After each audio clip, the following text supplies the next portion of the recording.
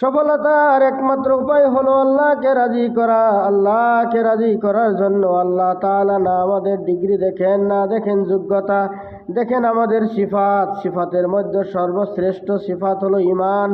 রাসূলে পাক হযরত মুহাম্মদ সাল্লাল্লাহু আলাইহি ওয়াসাল্লামের প্রতি পূর্ণ আস্থা রেখে আল্লাহ তাআলার সমস্ত খবর নিশ্চিত অন্তরে মেনে নেওয়ার নাম ঈমান।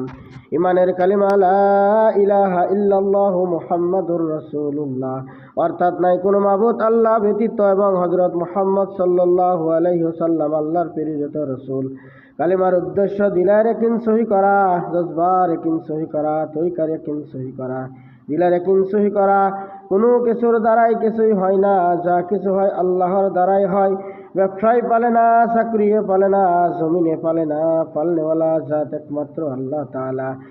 জজবার ইয়াকিন সহি করা, মন চাহি জজবা রব সহি করা, অর্থাৎ মনের ইচ্ছায় কোনো কাম না করা, আল্লাহর হুকুম মতেই করা। দুনিয়ামুখী জজবা আখিরাতমুখী করা। দুনিয়া সুখেরও জায়গা নয়, দুনিয়া দুঃখেরও জায়গা নয়। আসল সুখ আছে জান্নাতে, আসল দুঃখ আছে জাহান্নামে। দিলে ইয়াকিন হোক।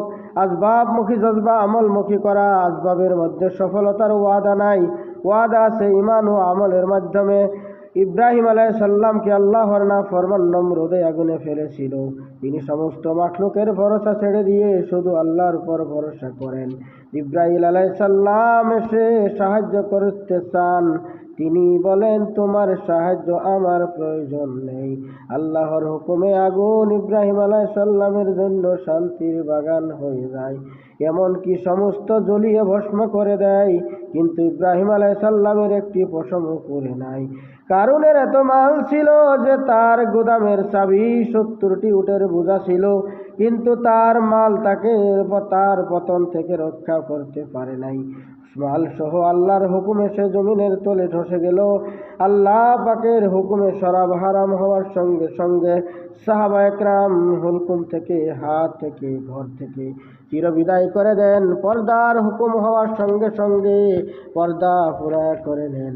আখিরাতের জন্য খানসা রাদিয়াল্লাহু তাআলা আনহা তাহার 4 পুত্রকে শহীদ হতে পাঠান আল্লাহর রাস্তায়।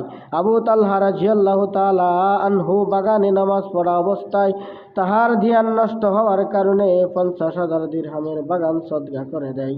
তরিকার ইয়াকিন সহি করা। দুনিয়ার সমস্ত তরিকার মধ্যে শুধু খারাপি এবং বরবাদি আছে, একমাত্র হুজুর সাল্লাল্লাহু আলাইহি সাল্লামের তরিকায় শতভাগ শান্তি এবং সফলতা আছে। দিলে এই ইয়াকিন হোক।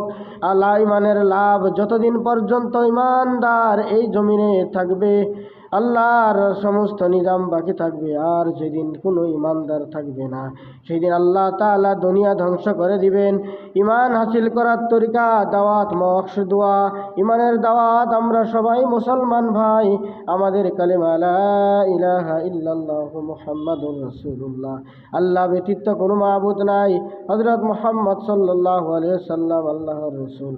চাকরি, ব্যবসা, দোকান তথা জমিনে আমাদেরকে পালেন একমাত্র আল্লাহ। হায়াত, মৌত, শান্তি অশান্তি, লাভ লোকসানের মালিক আল্লাহ। আল্লাহর হুকুম মতে হুজুর সাল্লাল্লাহু আলাইহি সাল্লামের তরিকায় জীবন যাপন করলে আল্লাহ তাআলা রাজি হয়ে দুনিয়াতেও শান্তি দিবে, আখিরাতেও শান্তি দিবে। ঈমানের মক্স দাওয়াত দিলাম তা সত্য এবং হক, বারবার বলা দোয়া, হে আল্লাহ আমাকে ঈমানের হকিকত দান করো। ঈমানের হকিকত হলো হারাম থেকে আত্মরক্ষা করা।